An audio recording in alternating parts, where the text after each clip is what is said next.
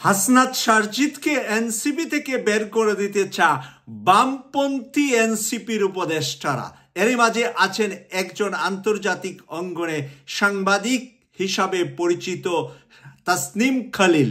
তিনি লিখেছেন, বর্তমান এনসিপির দুই শীর্ষ নেতা জুলাই মাসে কারফিউ পাস নিয়ে ডিজিএফের গাড়িতে করে ঢাকা শহর ঘুরে বেরিয়েছিলেন।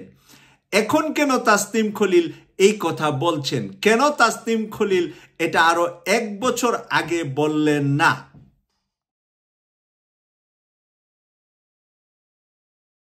প্রিয় দর্শক, জানা গেছে তাসনিম খলিল সহ যারা বামপন্থী ঘরোয়া থেকে এসেছেন তারা চাচ্ছে যে সারজিদ এবং হাসনাত আব্দুল্লাহ এরা দুইজনই ইসলামপন্থী হিসাবে এনসিপির ভিতরে পরিচিত। তারা কখনো চরমোনাইয়ের অনুষ্ঠানে যায়, কখনো জামাতের অনুষ্ঠানে যায়, কখনো ইসলামী আলেম ওলামাদের সাথে বেশি চলাফেরা করেন। সেই কারণে তাদেরকে ওরা ধরে নিচ্ছে যে ওরা ইসলামপন্থীদের সাথে ঐক্য করে নির্বাচনে যেতে চাচ্ছেন। তাই বামপন্থীদেরকে যদি আলাদা করা যায়, বামপন্থী যারা উপদেষ্টা হিসাবে এনসিপির ভিতরে আছেন তারা এখন প্রভাবিত করছেন নাহিদ ইসলাম সহ আরো অনেকের উপরে। জানা গিয়েছে যে উপদেষ্টা হিসাবে যে দুইজন আছেন আসিফ মাহমুদ এবং আরো একজন বিতর্কিত উপদেষ্টা, আপনারা সেই বিতর্কিত উপদেষ্টা সম্পর্কে ছাত্রদের মধ্য থেকে যাকে নাকি ডক্টর মোহাম্মদ ইউনূস স্যার আমেরিকাতে নিয়ে গিয়ে একেবারে বড় মাপের মেকানিজার হিসাবে পরিচয় দিয়েছিলেন, তাকে কিছুদিন আগে বোতল পিটা করা হয়েছিল। আপনারা তার নাম ভালো করে জানেন। এই দুইজন এখন বের হয়ে আসবেন সরকার থেকে নির্বাচনের ডিক্লার হইলে। নির্বাচনের ডিক্লারের পরে এই দুইজন যখন আসবেন এনসিপিতে, তখন এনসিপিতে তাদের দুইজনের জায়গা করার জন্য, ভালো পজিশন দেওয়ার জন্যই হাসনাত আব্দুল্লাহ আর সারজিদ আলমকে মাইনাস করার পরিকল্পনা দিয়েছেন সেই মাহফুজ আলম।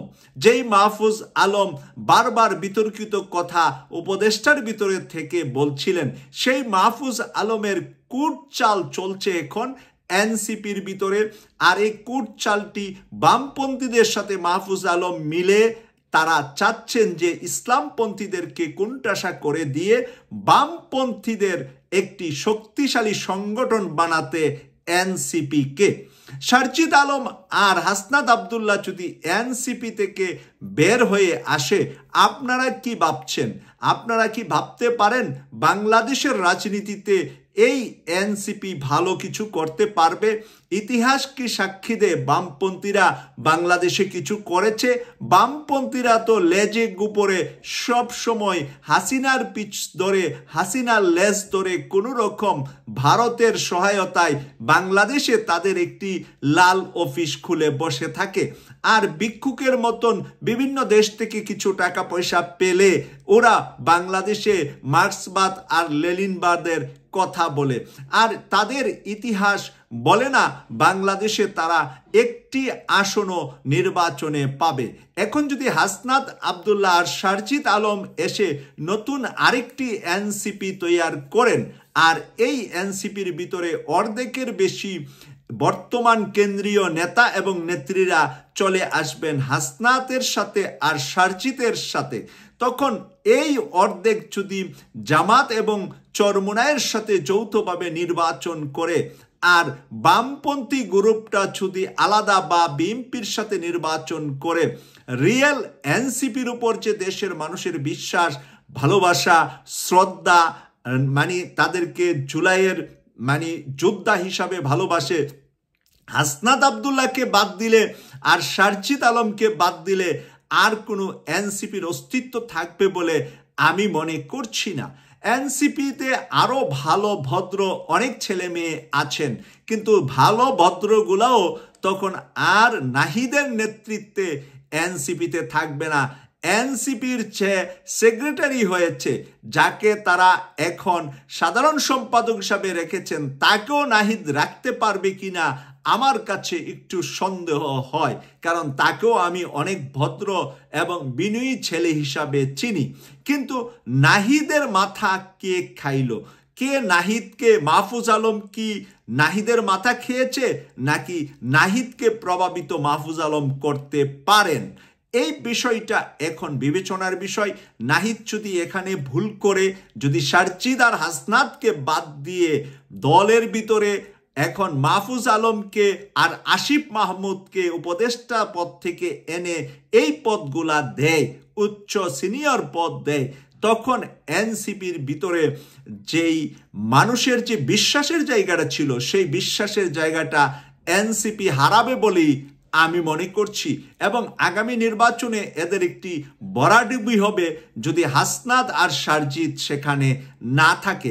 বাংলাদেশের মানুষ আর চাই হোক, মানুষ নিজে নামাজ না পড়ুক, নিজে ভালো ইসলামের কাজ না করুক, কিন্তু ইসলামকে মন থেকে সাপোর্ট করার মানুষের সংখ্যা তরুণ তরুণীদের মাঝে অনেক বেশি বেড়েছে। আমাদের দেশের হিজাব, বুরকা এখন হাই স্কুলগুলোতে মেজরিটি মেয়েদের মাঝে পাওয়া যায়। আমাদের সময়ে কিন্তু মাইনরিটি ছিল। আমাদের সময়ে 90-এর দশকের হাই স্কুল কলেজের মেয়েরা বুরকা পরেছে, হিজাব পরেছে, এর সংখ্যা খুবই কম ছিল। কিন্তু ইদানিংকালে আমি গত আপনার যদি 20 বছরের কথা বলি, গত 20 বছরে এই সংখ্যাটা প্রচুর বেড়েছে। বলা চলে যে 2000 সাল থেকে যদি আজকে 2025 সালের কথা বলি, এরই মাঝে প্রচুর আমি দেখছি যে তরুণ তরুণীরা স্বাচ্ছন্দ্য বোধ করে তারা হিজাব পড়তে, বোরকা পড়তে হাই স্কুল কলেজের মাঝে। তার মানে হলো ওরা নিজেদেরকে শালীন এবং নিজেদেরকে গুছিয়ে রাখতে, লুকিয়ে রাখতে, ওই যে প্রেম প্রীতির চিঠিপত্র লেনাদেনার অভ্যস্ততা অনেকটাই নাই বললে বা কমে গেছে বলেই আমি বিশ্বাস করি। বর্তমান তরুণ তরুণীরা ওই ধরনের প্রেম কাহিনী, চিঠি লেখালেখি বামপন্থীরা বিশ্ববিদ্যালয়গুলাতে, কলেজগুলাতে এই কাজগুলা করাতেন। কারণ ছেলেমেয়েরা যতটা নষ্ট হবে ততটাই বামপন্থী হবে। কারণ ভালো পথে, ইসলামের পথে অভ্যস্ত হলে ওরা কিন্তু বামপন্থী রাজনীতি করবে না। এখন বামপন্থীরা চেপে বসছে এনসিপির ঘাড়ের উপরে। এর মাঝে তাসনিম খলিল হলেন অন্যতম এক বামপন্থী। তাকে নিয়ে বহু কথা আছে, তার ব্যক্তিগত জীবন নিয়ে বহু কথা আছে। আমি কখনো তাকে নিয়ে কোনো কথা বলিনি।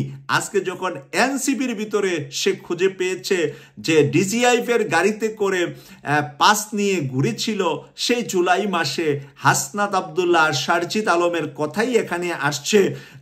এই কথাগুলা এখন প্রকাশ করা মানে ডিজিআইফের গাড়িতে জুলাই আগস্ট মাসে কোন বিপদে, কোন সময়ে এরা কোন গাড়িতে উঠেছিল, কিভাবে এরা জুলাই বিপ্লবটা করার জন্য সর্বশেষ বুক পেতে দিয়েছিল, বুকের রক্ত দেওয়ার জন্য হাত উঁচু করে দাঁড়িয়েছিল, সেই তাদের বিজয়ের কথাটাকে অমূল্যায়ন করে এখন যদি পিছনে এরা কে কোন দল করেছে, কে কোন পরিবারের সদস্য, ওরা কে কোন গ্রামের ছেলে, এরা কে কোন অঞ্চলের ছেলে, এই ধরনের ডিভাইডেশন আমরা তৈরি করি, তাহলে এদের যেই মর্যাদাটা, এই মর্যাদাটা ক্ষুণ্ণ করারই একটা ক্ষীণ পরিকল্পনা হিসাবে আমি মনে করছি। যেমনটা আমরা দেখতে পেলাম যে এক গুলশানে এক আওয়ামী লীগের এমপির বাসায় 10 লক্ষ টাকার লেনাদেনা ঘুষ লেনাদেনা নিয়ে যেই বিষয়টা নিয়ে আমরা এই গত কয়েকদিন যাবৎ দেখছি, তাদেরকে গ্রেফতার করা হয়েছে, তাদেরকে 4 দিনের রিমান্ড দেওয়া হয়েছে। এরই মাঝে এনসিপির ছাত্র সংগঠনের মূল বডি রেখে সারা বাংলাদেশ তারা বন্ধ করে দিয়েছে। এটা গুড, তারা সারা বাংলাদেশে বন্ধ করে দিয়ে চিরুনি অভিযান চালাবে। সৎ এবং ন্যায়পরায়ণ কোনগুলা ছাত্রলীগ থেকে এসে এনসিপিতে ঢুকেছিল, এনসিপির ছাত্র সংগঠনে ঢুকেছিল, এই সমস্তগুলাকে বের করে একটা পরিচ্ছন্ন তারা ছাত্র সংগঠন তৈরি করবে, এই প্রত্যাশা, তাদের প্রতি শুভকামনা, তাদের কল্যাণ সবসময় আমি কামনা করে আসছি, আজও করছি, ভবিষ্যতেও করব। তারা যেন কোনো বিপদগামী বামপন্থীদের হাতে না হয়, এই কামনা রেখে বিদায় নিলাম। আমি সৈয়দ মাসুক, লন্ডন থেকে। আল্লাহ হাফেজ।